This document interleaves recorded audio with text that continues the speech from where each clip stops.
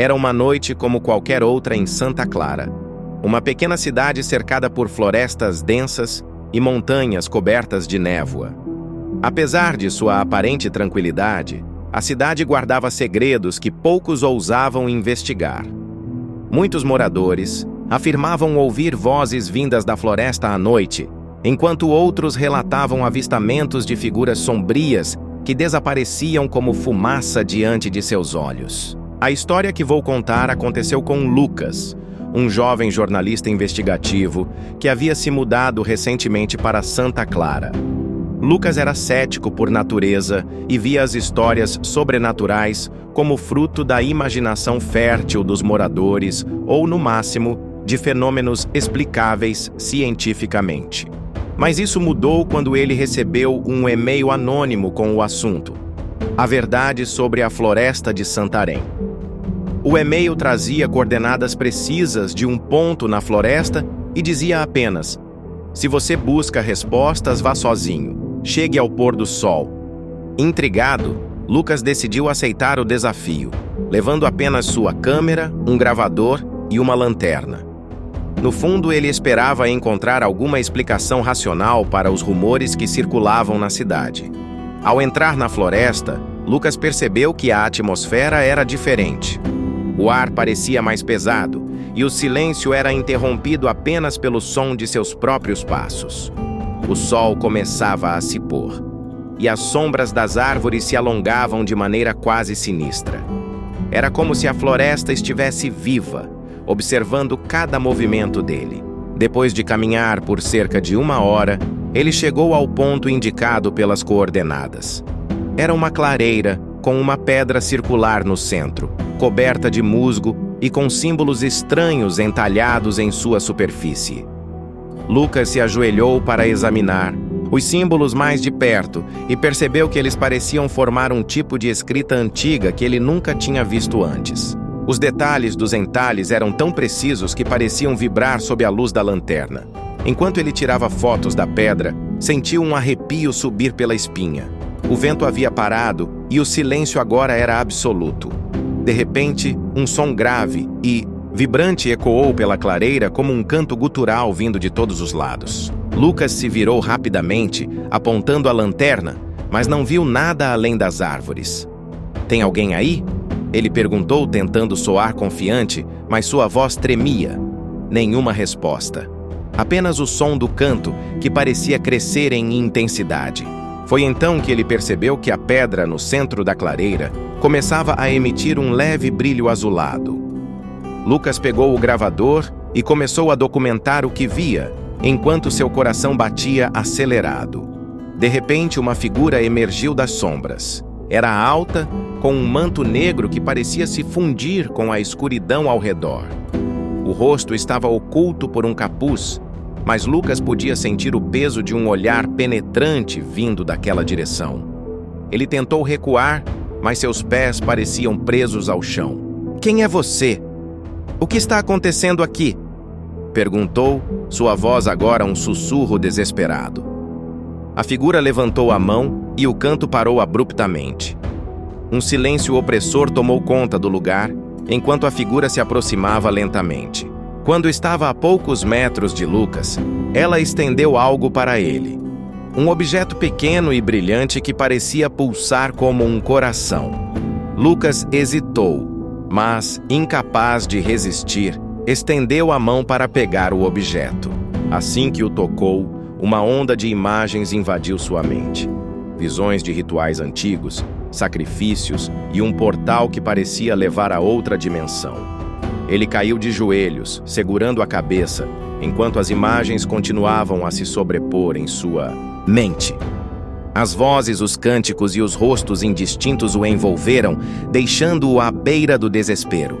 Quando finalmente conseguiu abrir os olhos, a figura havia desaparecido e a clareira estava novamente em silêncio. O objeto, agora sem brilho, ainda estava em sua mão. Lucas se levantou, cambaleando, e correu de volta para a cidade, determinado a entender o que havia acontecido. Nos dias seguintes, ele pesquisou obsessivamente sobre os símbolos e as visões que teve.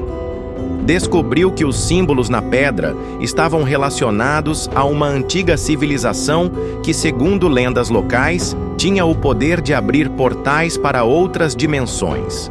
Ele também encontrou relatos de outras pessoas que haviam desaparecido após visitar a floresta. Entre os arquivos, encontrou o depoimento de uma mulher que afirmava ter visto sombras vivas consumindo seus companheiros de expedição. Lucas sabia que precisava voltar à clareira, mas dessa vez ele não iria sozinho. Reuniu um grupo de amigos, todos igualmente céticos, e planejou uma nova expedição. Quando finalmente retornaram à clareira, perceberam que algo estava diferente. A pedra estava quebrada ao meio, e o ar parecia ainda mais pesado do que antes. O grupo sentiu imediatamente uma sensação de desconforto, como se estivessem sendo observados. Eles começaram a explorar a área, mas conforme a noite avançava, começaram a ouvir o mesmo canto gutural que Lucas tinha descrito. O som parecia vir de todas as direções, crescendo em intensidade e envolvendo-os como um véu invisível. De repente, uma névoa espessa começou a se formar ao redor, obscurecendo a visão de todos. Um por um, os amigos começaram a desaparecer na escuridão, seus gritos ecoando brevemente antes de serem engolidos pelo silêncio. Lucas tentou manter a calma, mas a sensação de pânico era esmagadora. Ele tentou correr, mas acabou tropeçando em uma raiz e caindo pesadamente. Quando se levantou, estava sozinho novamente, cercado apenas pela névoa e pelo som inquietante do canto. Com a lanterna tremendo em sua mão, Lucas apontou para a direção de onde acreditava ter vindo. Foi então que viu algo que jamais esqueceria. Figuras esqueléticas e deformadas emergindo da névoa, seus olhos brilhando com uma luz fantasmagórica. Elas se moviam de forma errática, como se fossem sombras que haviam ganhado forma. Lucas começou a recuar, mas tropeçou novamente e caiu de costas. Quando abriu os olhos, viu uma delas pairando sobre ele, estendendo uma mão ossuda em sua direção. Ele fechou os olhos, esperando o pior, mas ao invés disso, sentiu uma onda de energia percorrer seu corpo. Quando abriu os olhos novamente, estava de volta à cidade, na frente de sua própria casa, com o objeto brilhante ao seu lado. Nos dias que se seguiram, Lucas tentou convencer os moradores da cidade a ajudá-lo a desvendar os segredos da floresta. Ele organizou reuniões no pequeno centro comunitário e compartilhou as gravações que havia feito na clareira, incluindo o estranho canto e os sons guturais que assombravam seus pesadelos. Apesar de suas evidências, a maioria das pessoas se recusava a ouvi-lo, alegando que certas verdades eram melhor deixadas intocadas. No entanto, ele conseguiu formar um pequeno grupo de pessoas curiosas, incluindo Clara, uma historiadora local apaixonada por lendas, e Rafael, um guia experiente, que conhecia cada trilha da floresta. Juntos, eles decidiram realizar uma nova expedição, melhor equipados e preparados para enfrentar o que quer que estivesse à espera. Na noite da expedição, o grupo de 5 pessoas se reuniu na entrada da floresta. Lucas sentia um misto de medo e determinação. Ele sabia que esta poderia ser sua última chance de entender o mistério que havia consumido sua vida. Conforme avançavam pela trilha, Clara começou a compartilhar informações sobre a antiga civilização que, segundo as lendas, habitava a região há milhares de anos. Esses símbolos que você encontrou, explicou Clara, mostrando um antigo manuscrito, pertencem a uma cultura que acreditava na existência de dimensões paralelas. Eles realizavam rituais para abrir portais e se comunicarem com entidades do outro lado. Mas algo deu errado. Há relatos de que um desses portais ficou instável, liberando algo que eles não podiam controlar. Rafael interrompeu o silêncio ao ouvir um som distante, como um sussurro carregado pelo vento. "Estamos sendo observados", disse ele, apertando o facão em sua mão. "Já estive aqui muitas vezes, mas nunca senti algo assim." À medida que o grupo se aproximava da clareira, os sussurros se transformaram em risadas abafadas, que pareciam vir de todas as direções. A sensação de ser observado era quase insuportável. Quando finalmente chegaram ao local, encontraram a pedra circular intacta, como se nunca tivesse sido quebrada. O brilho azulado retornara, pulsando como um coração vivo. Lucas decidiu ativar seu gravador novamente. Enquanto capturava o que parecia ser uma nova manifestação, Clara começou a decifrar os símbolos na pedra, lendo em voz alta o que parecia ser uma invocação. A cada palavra que ela dizia, a luz na pedra intensificava-se e o vento ao redor começava a girar em um redemoinho. Foi então que um portal começou a se formar acima da pedra, girando lentamente como um turbilhão de luz e sombras. De dentro do portal, vozes ecoaram, palavras em uma língua incompreensível. Mas algo mais começou a emergir.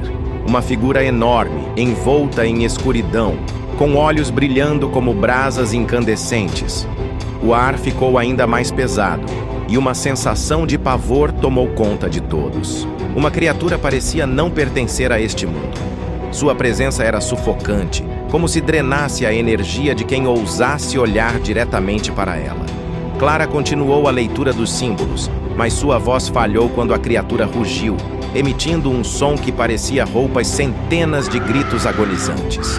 Rafael deu um passo à frente, brandindo o facão, mas foi arremessado para longe por uma força invisível antes mesmo de se aproximar. Ele caiu desacordado, enquanto os outros tentavam manter a calma diante do terror que os cercava.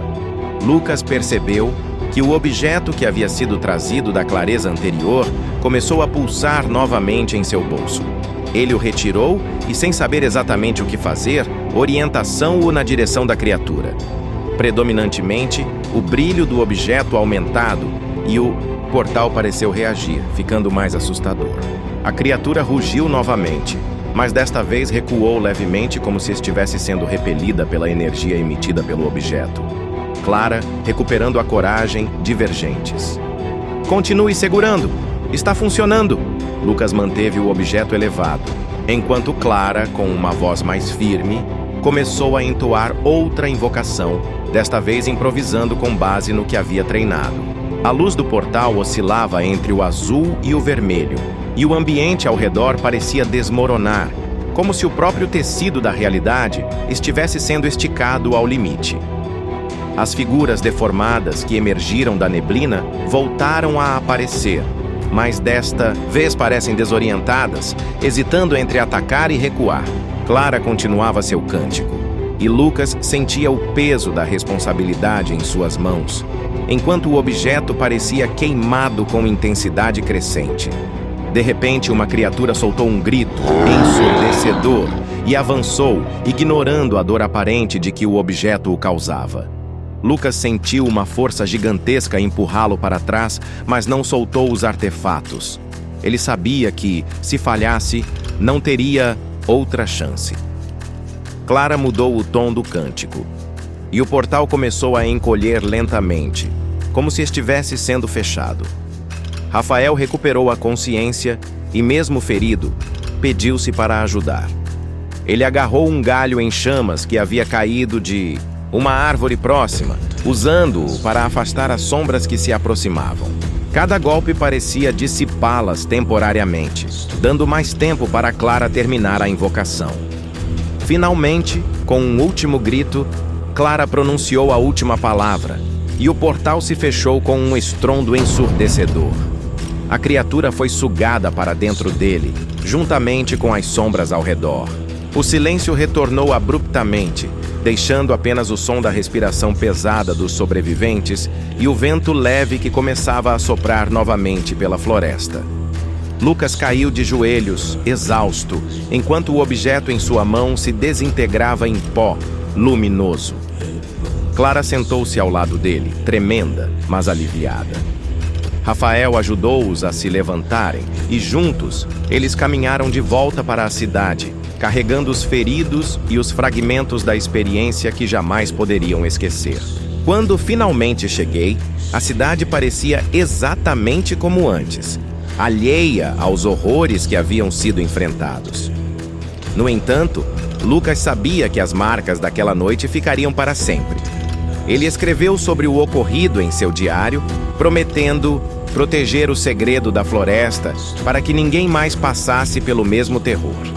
Mas, mesmo enquanto escrevia, algo lhe dizia que a história ainda não havia acontecido. No fundo da floresta, escondido sob a terra, algo continuava pulsando, esperando pelo momento certo para despertar novamente.